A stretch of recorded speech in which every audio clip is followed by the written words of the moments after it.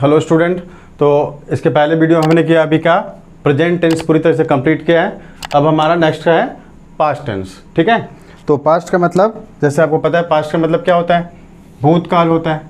तो मैं हिंदी लिख देता हूँ यहाँ पे, भूतकाल। वैसे इसकी कोई रिक्वायरमेंट नहीं है, ना तो आपको कहीं पूछा जाता है, बिकॉज हम इंग्लिश ग्रामर पढ़ रहे हैं, हिंदी ग्रामर नहीं। Past tense, okay. तो देखो पास्ट टेंस में भी पहला क्वेश्चन तो ये लिखो आपकी, how many kinds of past tense. Past tense से कितने टाइप्स होते हैं? Now the answer is there are 4 kinds of past tense. इसके भी 4 होते हैं। There are 4 kinds of past tense. Number 1 is what? Simple past tense. Simple past tense. Simple past tense, again simple past tense को past indefinite tense भी कहते हैं। ठीक है, सिंपल पास्ट टेंस को क्या बोलते हैं? पास्ट इंडिफिनिट भी कहते हैं। तो simple past tense, okay. Second one is past continuous tense. Past continuous tense, UNTINUOS, similar same है कॉन्टिन्यूअस की स्पेलिंग जो इसके पहले वाले टेंस में आपने लिखा है। Third, past perfect tense. Past perfect tense. And the fourth, past perfect continuous tense. ठीक है, ये 4 टाइप हो गए, लिख लिया आपने। चलो अब देखो, सिंपल पास्ट टेंस फर्स्ट होता है हमारा। अगेन देख लेते जल्दी से quickly, how many kinds of past tense? There are 4 kinds of past tense. First is simple past tense, past continuous tense, past perfect tense and the past perfect continuous tense. ठीक है, चलो जल्दी से इसको नोट डाउन कर लो, फिर हम आगे करते हैं। ओके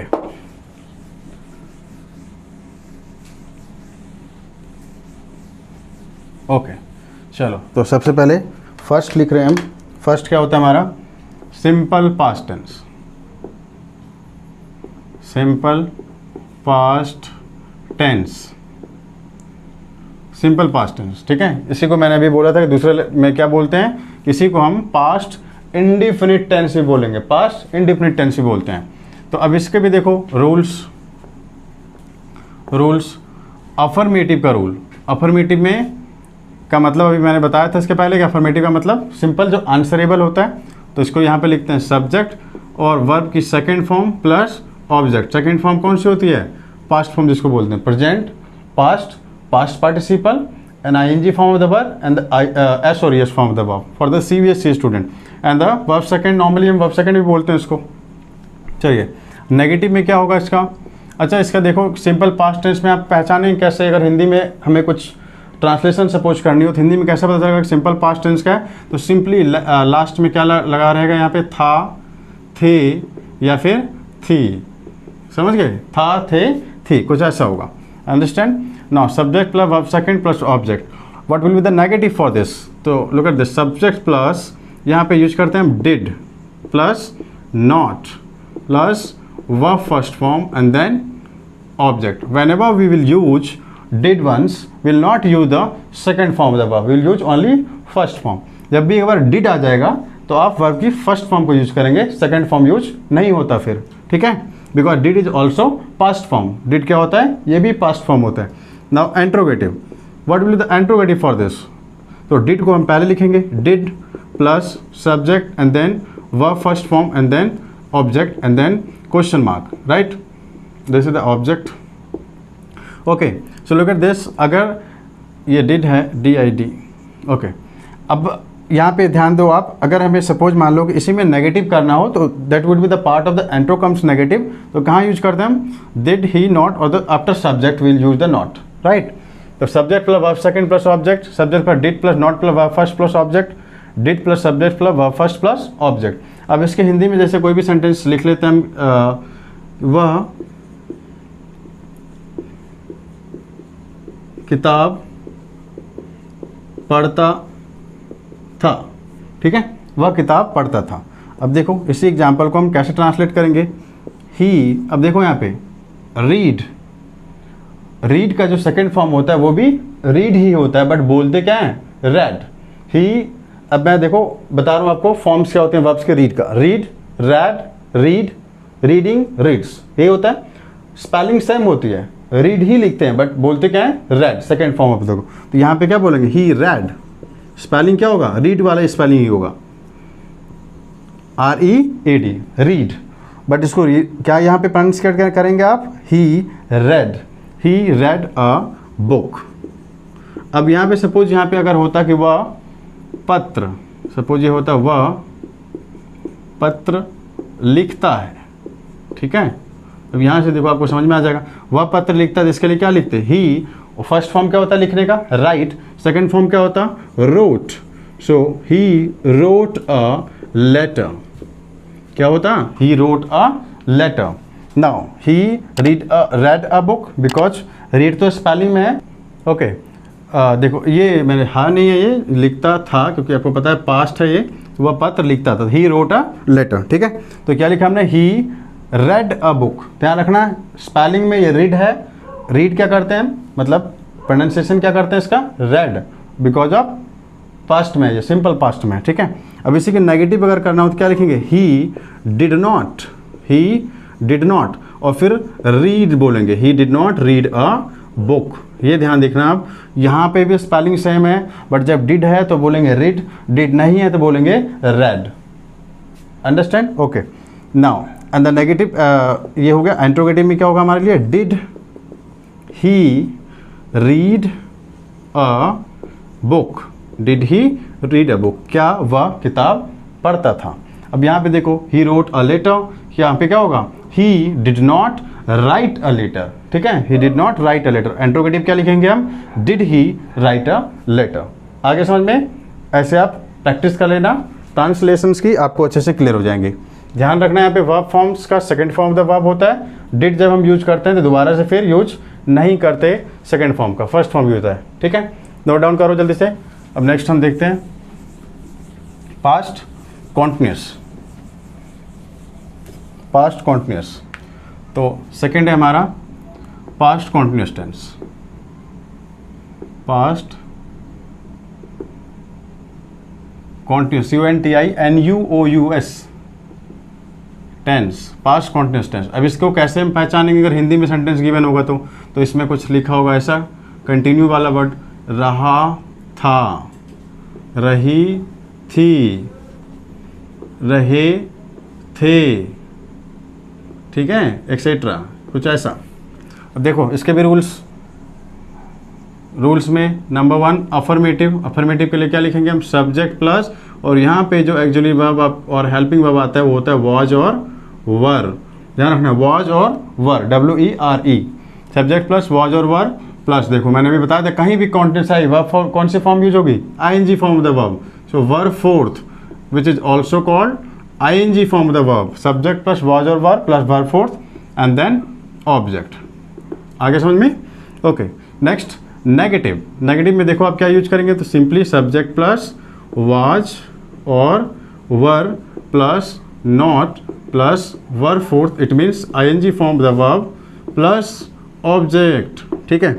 एंड्रोगेटिव में क्या होगा, तो वॉज और वर को पहले कर देंगे आप, वॉज और were plus subject plus verb fourth form, it means ING form the verb plus object, and because it's interrogative so will put the question mark. आगे समझ में, चलिए एग्जाम्पल देखते हैं। तो हिंदी में पहले सोच रहे थे सेंटेंस क्या हो सकता है, कुछ भी ले लेते हैं, सपोज कि वह दौड़ रहा था, या फिर वह कुछ भी लिख रहे, सो रहा था, मैं जा रहा था। तो चलो सिंपल सा ऐसे लिख लेते हैं कि मैं घर जा रहा था।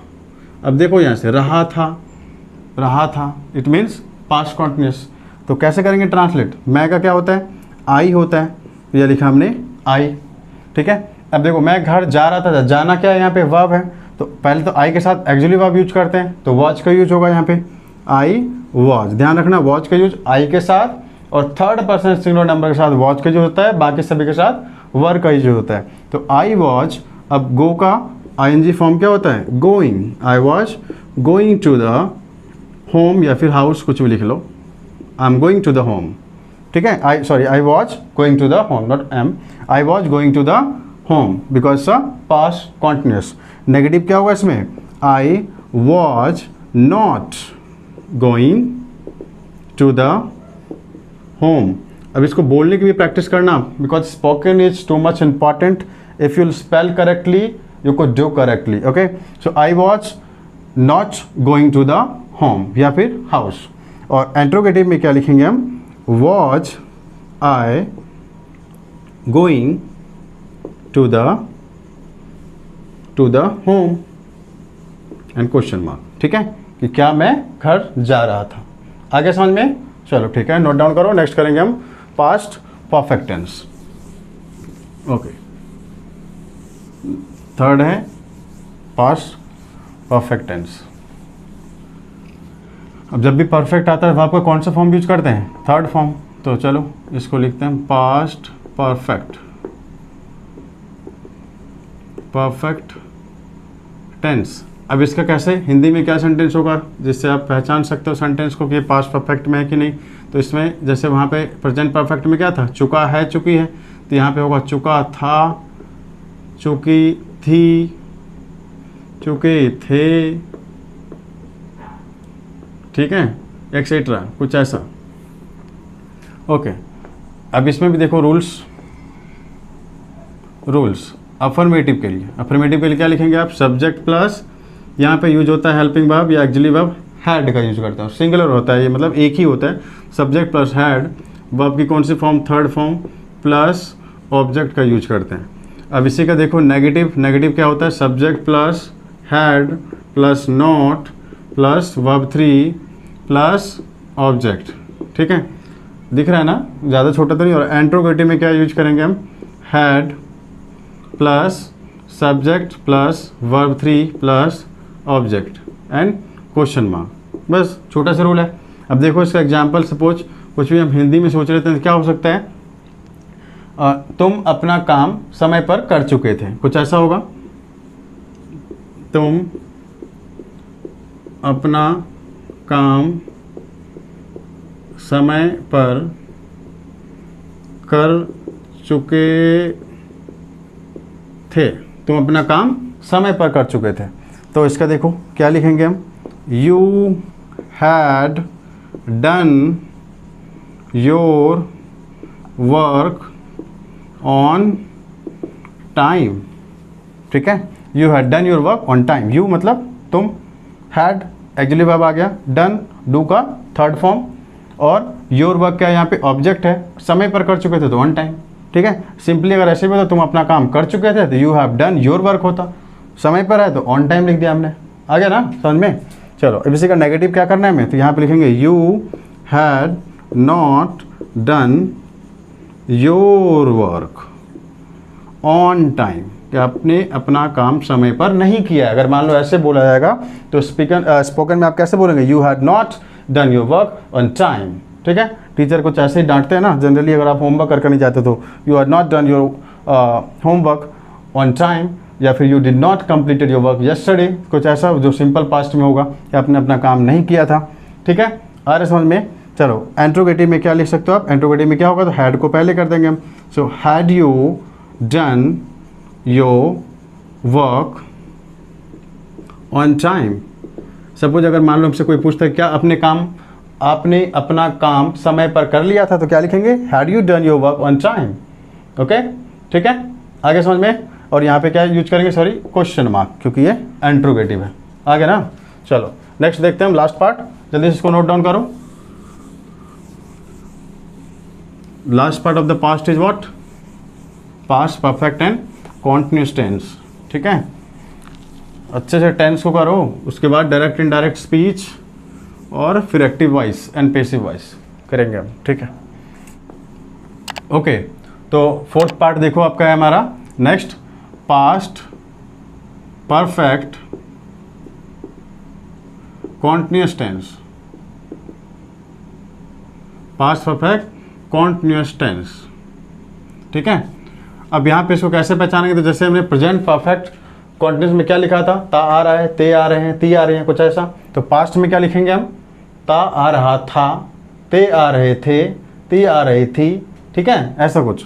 तो यहाँ पे लिख देता हूँ मैं हिंट के लिए, ता आ रहा था, ते आ रहे थे, ती आ रही थी, एक्सेट्रा। सीबीएसई वाले बच्चों को ये लग रहा है कि क्या करवा रहे हैं सर। देखो भाई, हिंदी में सेंटेंस होता है, तो अगर आपको उसको ट्रांसलेट करना हो तो हिंदी के लास्ट में सेंटेंस में कुछ ऐसा लिखा होगा तो हम समझ जाएंगे कि वो पास्ट परफेक्ट कॉन्टिन्यूअस टेंस है, ठीक है। और उसको कैसे करेंगे कन्वर्ट, तो देखो इसके पहले रूल्स को तो देख लेते हैं, फिर मैं एग्जाम्पल बताऊँगा।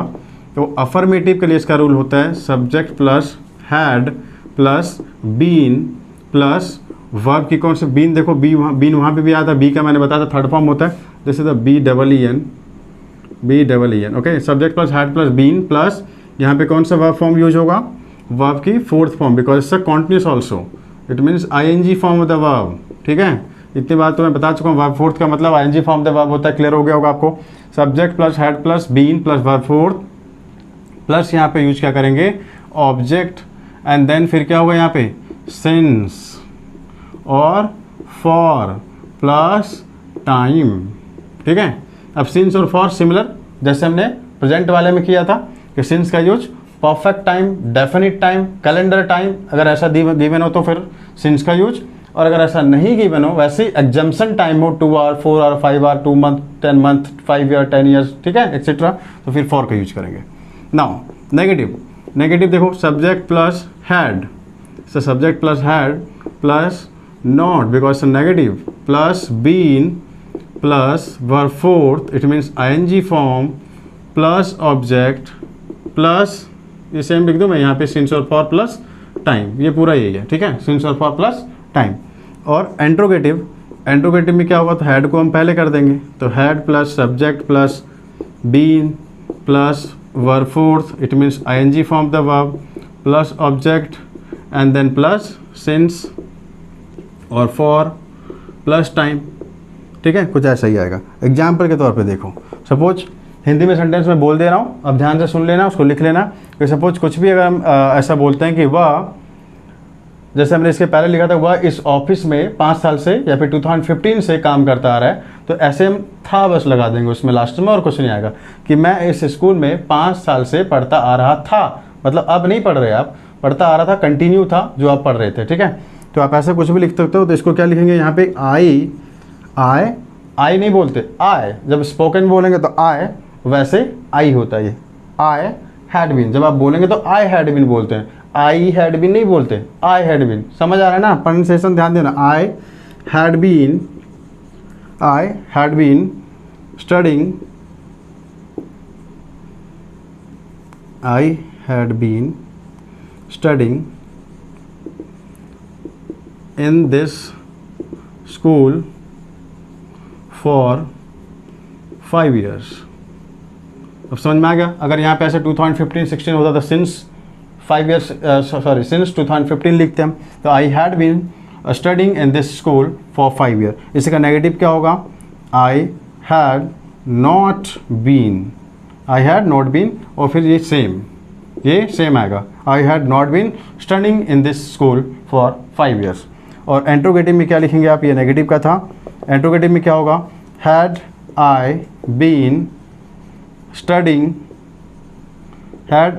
Studying in this school since 2015 और फिर फॉर 5 years, ऐसा कुछ भी हम लगा देंगे।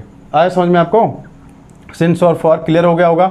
पास्ट परफेक्ट कॉन्टिन्यूस आपको समझ में आ गया होगा कि ये लॉन्ग पीरियड ऑफ टाइम जब पास्ट में कुछ चीज़ें कंप्लीट हो गई और पास्ट में ही क्या हो, कंटिन्यू हो, तो उसको बोलते हैं यहाँ पे पास्ट परफेक्ट कॉन्टिन्यूस टेंस। कैसे पहचानेंगे वो मैंने लिखा हुआ है, रूल्स ये हैं आपके अफर्मेटिव, नेगेटिव एंड इंट्रोगेटिव के। ट्राई करके देखना बहुत सारे सेंटेंस को, और कोई भी प्रॉब्लम हो तो आप कमेंट करके जरूर बताना। और कैसे लगे आपको वीडियो, अगर आपको अच्छी लग रही है तो आप चैनल को जरूर लाइक सब्सक्राइब शेयर बहुत करना आप, ठीक है। प्रेजेंट और पास्ट हमने कर लिया कंप्लीट, तो फ्यूचर टेंस करने। फ्यूचर टेंस का मतलब भविष्यत काल, it means future, it means कल, इट मीन्स टुमारो, ठीक है, जो कल होने वाला है, टुमारो होगी, उसको बोलते हैं फ्यूचर टेंस। ओके देखो, तो इसमें भी हमारा पहला क्वेश्चन सबसे पहले कि how many kinds of future tense, future tense. Future टेंस के कितने प्रकार होते हैं? How many kinds of future tense are there, ठीक है। तो इसका भी आंसर्स क्या लिखेंगे आप? There are four kinds of future tense. Future tense कितने टाइप्स के होते हैं? 4 टाइप्स इसमें भी। First is simple future tense. Simple future tense. Simple future, इसी को हम सिंपल को फ्यूचर को फ्यूचर इंडिफिनिट टेंस ही बोलते हैं। तो अब जहाँ पे हम सिंपल लगा रहे थे, सिंपल प्रेजेंट में प्रेजेंट इंडिफिनिट, सिंपल पास्ट में पास्ट इंडिफिनिट, सिंपल फ्यूचर में फ्यूचर इंडिफिनिट, सिर्फ नेम में डिफरेंस है, दोनों सिमिलर ही है, रूल्स सेम होंगे, ठीक है। तो simple future. Second one is what? Future continuous tense. Future continuous tense. Third one future perfect tense. Perfect tense. And the fourth one is future perfect continuous tense. Future perfect continuous tense, ठीक है। ये 4 types होते हैं। There are 4 kinds of future tense: simple future tense, future continuous tense, future perfect tense and the future perfect continuous tense, ठीक है। चलो इसको note down करो जल्दी से। इसके बाद फर्स्ट हम करेंगे, फर्स्ट हमारा कौन सा होगा? सिंपल फ्यूचर टेंस, ठीक है। Simple future tense, okay. चलो देखते हैं। तो फर्स्ट हमारा सिंपल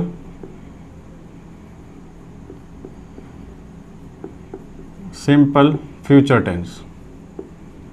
फ्यूचर टेंस जो बच्चे इंडिफिनिट पढ़ रहे हो, साइड में आप लिख लेना फ्यूचर इंडिफिनिट टेंस, ठीक है। अब इसका देखो कैसे आप सेंटेंस पे कैसे पता चलेगा आपको। अगर हिंदी में सेंटेंस होगा तो ये लिखा होगा आपका गा, गे, गी, ठीक है, एक्सेट्रा, ऐसे होगा। जैसे वो पढ़ेगा, तुम दौड़ोगे, वह खेलेगा, ठीक है, वह एग्ज़ाम देगा, है ना, इस टाइप से कुछ सेंटेंस होंगे। अब देखो इसी में अगर हम रूल्स लिखेंगे, इसमें भी रूल्स अफर्मेटिव के लिए पहले सब्जेक्ट प्लस, यहाँ पे एक्चुअली वर्ब क्या आता है? शैल और विल। शैल और विल जो होता है वो मोडाल्स भी होता है। तो जब हम मोडाल्स करेंगे उसमें पढ़ेंगे शैल और विल। अब मोडाल्स क्या होता है? तो modern type of actually verb is called modal, यानी एक्चुअली वर्ब में जो मॉडर्न टाइप है। मॉडर्न मतलब अभी जो बहुत ज़्यादा यूज होता है, चाहे वो स्पोकन में हो या फिर नॉर्मली ग्रामेटिकली हो। तो सब्जेक्ट प्लस शैल और विल प्लस हम यहाँ पे यूज करते हैं क्या? Verb first form and then object. Simple rule है।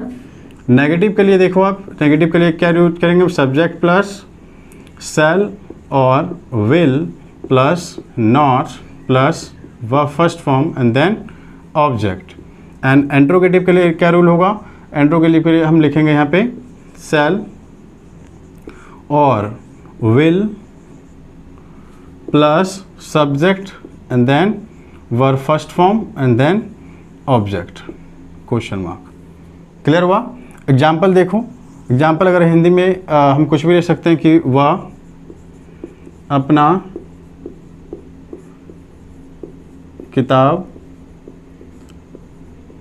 पढ़ेगा, ठीक है, वो अपना किताब पढ़ेगा। तो इसको क्या लिखेंगे हम? He will read the book, ठीक है, he will read the book. अब यहाँ पे ध्यान रखो, ही शैल रीड द बुक भी हम लिख सकते हैं, ठीक है। तो शैल और विल का थोड़ा एक स्पेशल रूल होता है कि अगर हम किसी को एम्फेसाइज करना चाहते हैं तो जहाँ पे शैल का यूज होता है ना, वहाँ हम विल का यूज कर सकते हैं, और जहाँ विल का यूज होता है ना, वहाँ शैल का यूज कर सकते हैं। बट किस में? सिर्फ अफर्मेटिव और नेगेटिव सेंटेंस में, इंट्रोगेटिव में नहीं। इंट्रोगेटिव में जो एक्चुअल यूज होता है वही यूज करेंगे। तो यहाँ पे आप शैल लिखेंगे, ही शैल। यहाँ पे आप विल भी अगर आपने लिख दिया तो ये भी करेक्ट है, he shell read the book, एक ही बात है, वह अपना किताब पढ़ेगा। अब देखो ही, अगर मीनिंग डिफरेंस क्या हुआ दोनों में? अगर हमने लिखा ही शैल रीड द बुक, तो सिंपल मीनिंग है इसका वह अपना किताब पढ़ेगा। और अगर हमने लिख लिया he will read the book, तो इसका मतलब हो जाएगा वह अपना किताब पढ़ेगा ही पढ़ेगा, मतलब जरूर पढ़ेगा। सेंस आता है जरूर पढ़ेगा, हिंदी में लिखेंगे नहीं कि वह अपना किताब जरूर पढ़ेगा। अगर लिखा भी होगा वह अपना किताब जरूर पढ़ेगा, तब भी यहाँ पे क्या लिखेंगे, he will read the book, वह अपना किताब जरूर पढ़ेगा। मतलब एक्चुअल यूज सेल का होता है ही के साथ, यानी थर्ड पर्सन सिंगुलर नंबर के साथ एक्चुअली में यूज होता है सेल का, और आई के साथ भी। बट हम यहाँ पे एम्फेसाइज करने के लिए, क्योंकि हमें ऐसा लगता है कि फ्यूचर में हम जिसके बारे में बोल रहे हैं कि सपोज मैं, जैसे आप बोलते हो ना मैं स्कूल जाऊँगा, तो अगर आपने बोला है कि मैं स्कूल जाऊँगा, इट मीन्स कि आप 100% जाएंगे। इसलिए आप क्या बोल देते हो, I will go to the school. आप ये नहीं बोलते I shall go to the school. I shall go to the school का मतलब होता है कि मैं स्कूल जाऊँगा, बिल्कुल ठीक है। हो सकता है आप ना जाओ तो आप ठीक थे। अगर आपने बोल दिया कि I will go to the school, इसका मतलब होता है मैं स्कूल जरूर जाऊँगा, इट मीन्स आप जाएंगे। नोट का तो सवाल ही नहीं होता वहाँ पे, समझ गए ना।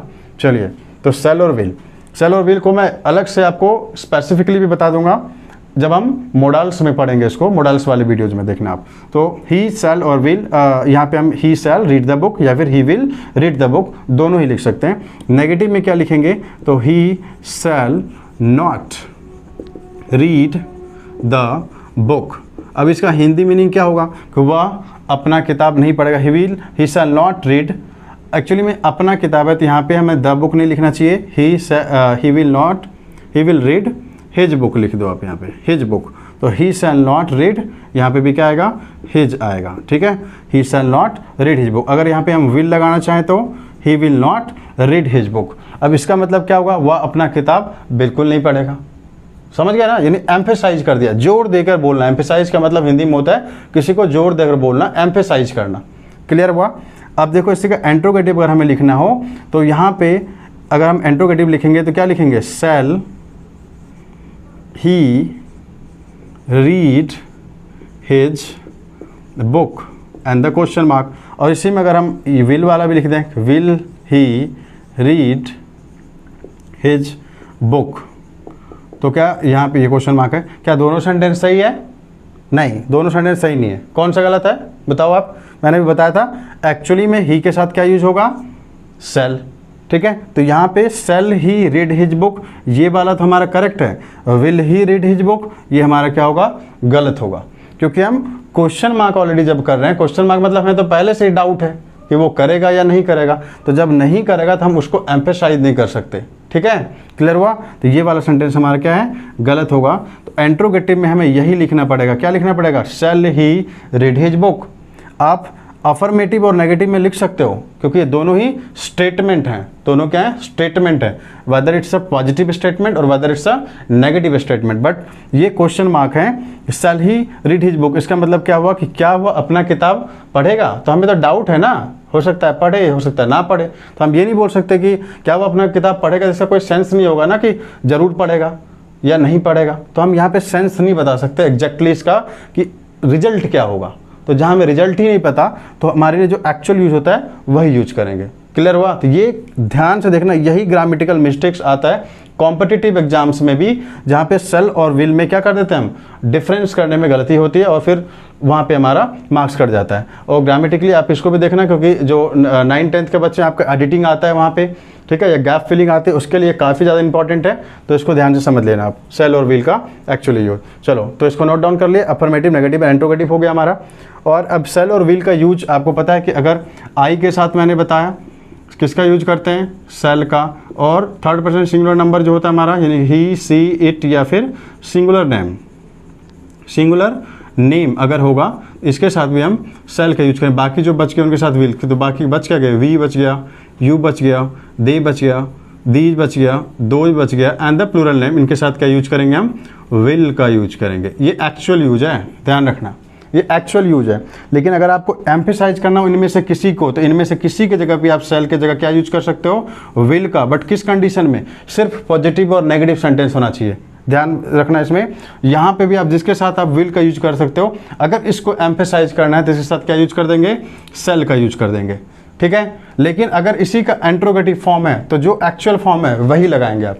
यानी अगर इंट्रोगेटिव इसमें बनाएंगे तो इसमें सेल ही लगेगा, और इसमें से अगर कोई सब्जेक्ट हमारे पास आता है और इसका इंट्रोगेटिव बनाएंगे तो इसमें हमारे पास विल ही आएगा। क्लियर हुआ, ठीक है।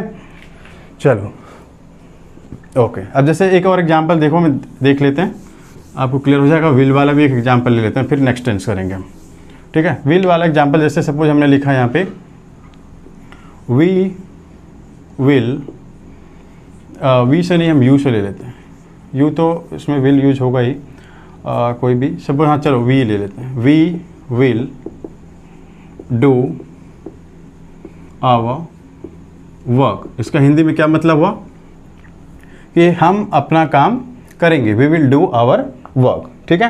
We will do our work मतलब हम अपना काम करेंगे।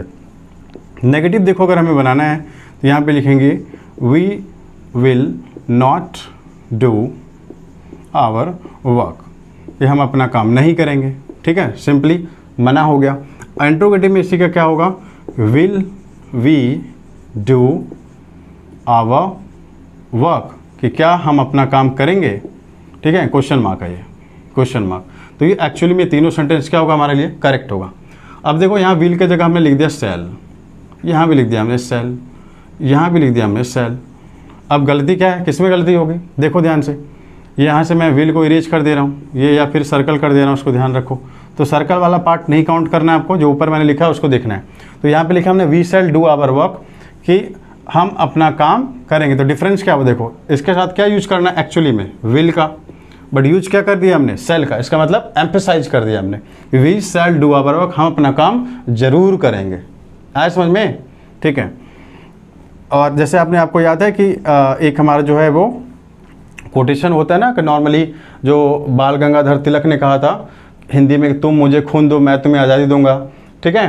तो वहाँ पे उन्होंने बोला था आई शैल, ठीक है, गिव यू द फ्रीडम, ठीक है। आई शैल मतलब यूज किया, मतलब कि मैं आपको जरूर दूंगा, ठीक है।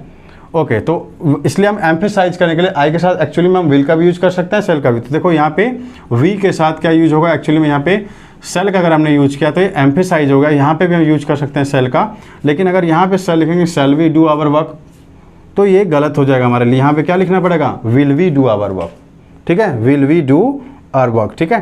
समझ में आ गया ना, ओके। चलो नेक्स्ट, फ्यूचर कॉन्टिन्यूअस। चलो जल्दी से देखो, नेक्स्ट होता है हमारा second, future continuous tense. Future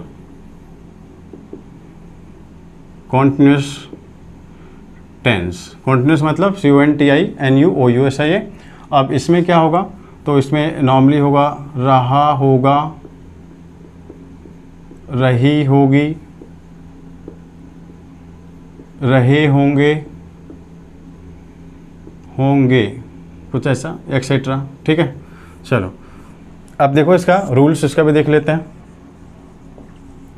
rules क्या है, अफर्मेटिव के लिए फर्स्ट ऑफ ऑल होगा सब्जेक्ट प्लस सेल और विल प्लस यूज करते हैं बी, ठीक है, बी प्लस वर्ब की कौन से फॉर्म, कॉन्टिन्यूअस है तो ING फॉर्म, वर्ब फोर्थ विच को बोलते हैं, it means ING form of the verb, plus use करते हैं यहाँ पे ऑब्जेक्ट का।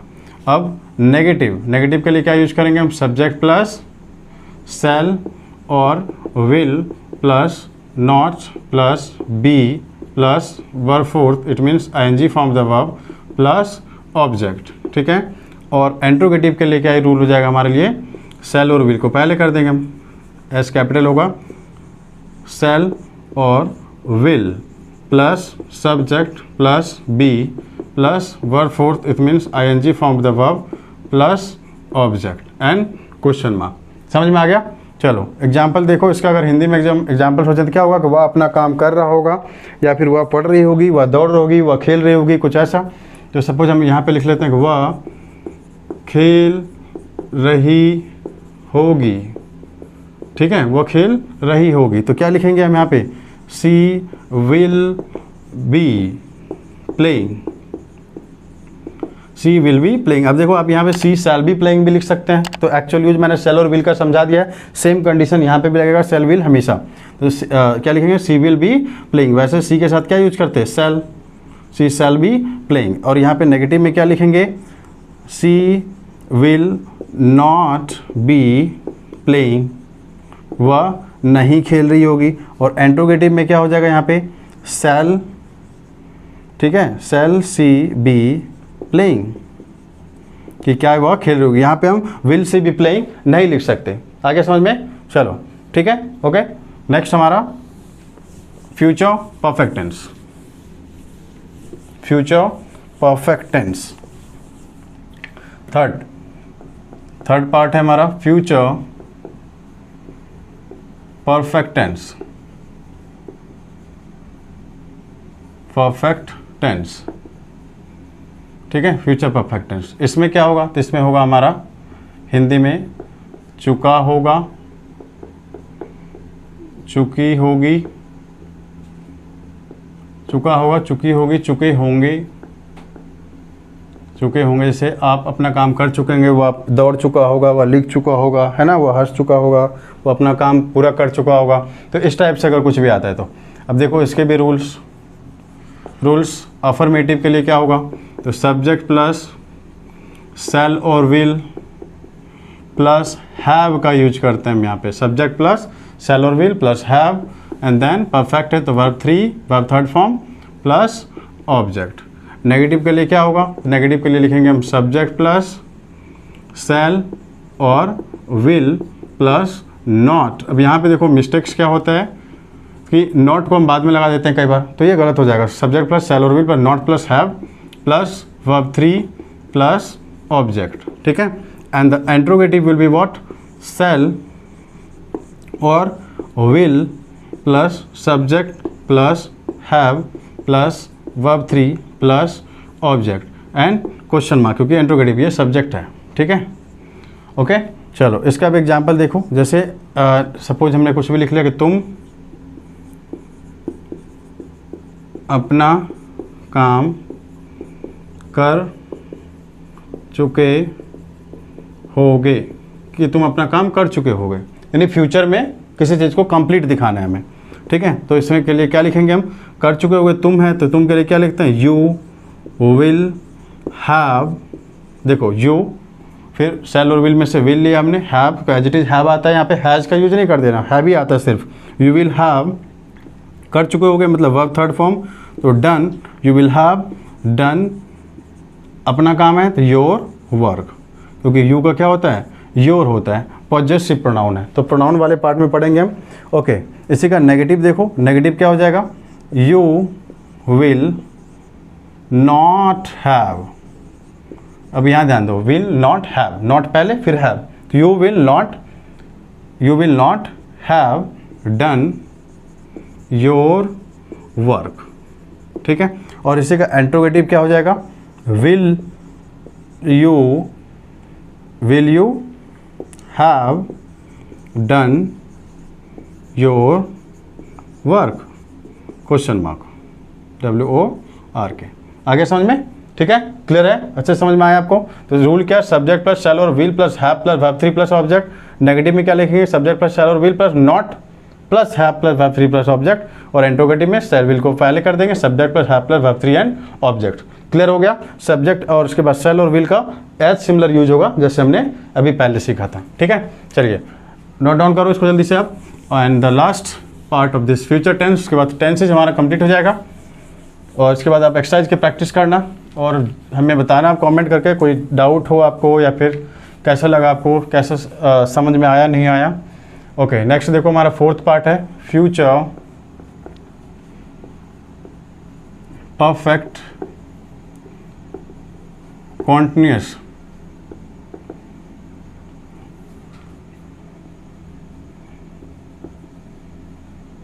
CONTINUOS है, ठीक है, NUOUS, continuous tense. Okay, future perfect continuous tense. अब इसमें क्या होगा, यानी कि फ्यूचर में जो काम कंटिन्यू चल रहा होगा लंबे टाइम तक। जैसे क्या होगा इसमें मान लो कुछ भी होता है लॉन्ग पीरियड ऑफ टाइम से, ता आ रहा होगा, ठीक है, ती आ रही होगी, ते आ रहे होंगे। कुछ इस टाइप का सेंस अगर सेंटेंस आपको देता है तो आप समझ जाना एक्सेट्रा कि अगर ऐसा सेंस देता है तो कौन सा होगा, future perfect and continuous tense होगा, ठीक है। फ्यूचर में परफेक्ट भी कुछ काम होगा और कंटिन्यू भी हो रहा होगा। तो इसका भी देखो रूल्स देख लेते हैं। रूल्स अफर्मेटिव के लिए सब्जेक्ट प्लस सेल और will plus have plus been plus verb fourth plus object. ठीक है, अब यहाँ पे देखो आप कह सकते हो कि सिंस और फॉर प्लस टाइम भी यूज कर सकते हैं, बट फ्यूचर में लॉन्ग पीरियड ऑफ टाइम भी इस तरीके से टाइम के लिए आता नहीं, जैसे कि 2050 तक हम ये काम करते रहेंगे, कुछ अगर ऐसा आता है तो फिर हम उसके लिए टाइम का यूज करेंगे। प्लस यहाँ पे सिंपली हम टाइम लिख सकते हैं। ठीक है, तो फ्यूचर के लिए जो भी टाइम होगा। नाउ नेगेटिव, नेगेटिव के लिए क्या होगा, देखो सब्जेक्ट प्लस सेल और विल प्लस नॉट, नॉट पहले लगाना ध्यान रखना, सब्जेक्ट प्लस सेल और will plus not plus have plus been. वैसे नॉट को यहाँ पे लगेगा, सब्जेक्ट प्लस सेल और विल प्लस हैव पहले लगाएंगे आप, have plus not plus been plus verb fourth, it means ING form of the verb, verb fourth का मतलब ING plus object and plus time. अब इंट्रोगेटिव में देखो, इंट्रोगेटिव में क्या होता है, यहाँ पे इंट्रोगेटिव में सेल और विल को हम पहले कर देंगे, तो सेल और विल प्लस सब्जेक्ट और प्लस हो जाएगा हमारे पास have plus been plus verb fourth, it means ING form of the verb plus object and plus time and then question mark. ठीक है, क्या इंट्रोगेटिव है। नाउ एग्जाम्पल देखो, तो हिंदी में अगर कुछ भी हम सोचेंगे इस तरीके से कि वह मान लो कि 10 साल तक अपना काम करता रहेगा, ठीक है, इस टाइप से, तो यहाँ पे क्या लिखेंगे, he will have been, he will have been working for 10 years। ठीक है, he will have been working for 10 years, वह 10 साल तक काम करता रहेगा, अपना काम होता तो he will have been his work, ठीक है, या फिर he will have been working his work होता है यहाँ पे, हिज वर्क कब, जब अपना काम होता तो नहीं है, तो simply he will have been working for 10 years, वह 10 साल तक काम करता रहेगा फ्यूचर में। और इसी का नेगेटिव क्या हो जाएगा, नेगेटिव अगर हम यहाँ पे लिखेंगे तो he will not have been, मैं बोल रहा हूँ तो ध्यान देना, लिखना आप, he will not have been working, working ये वर्किंग है फॉर 10 years। ठीक है, और इसी में इंट्रोगेटिव में क्या हो जाएगा हमारा, will he have been working for 10 years, question mark. क्या ये सही है, नहीं, क्योंकि अभी मैंने बताया था ही के साथ एक्चुअल में यूज क्या होता है, सेल, तो यहाँ हम विल नहीं लिख सकते, क्या लिखेंगे, shall, shall he have been working for 10 years। ये दोनों सेंटेंस हमारा करेक्ट है, ये इनकरेक्ट हो जाएगा। यहाँ पे अगर हम चाहें सेल लिखना, he shall have been, he shall not have been, तब भी ये करेक्ट होगा हमारा। समझ में आ गया, ये actual use of shall and will है। तो इस तरीके से हमारा पूरा फ्यूचर जो टेंस था ये कंप्लीट हुआ, और पूरा टेंसेज भी हमने कंप्लीट किया। ठीक है, प्रेजेंट, पास्ट और फ्यूचर, एक बार अच्छी तरीके से पूरी वीडियो को आप कंप्लीट देखो, और अगर आपको इसमें कोई भी डाउट होता है तो हमें आप कमेंट करके बताना, जो भी डाउट होगा मैं आपका ज़रूर क्लियर करूंगा। ठीक है, और अगर वीडियो अच्छी लगे आपको तो ज़्यादा से ज़्यादा आप सब्सक्राइब करो, शेयर करो। Thank you very much, all the best.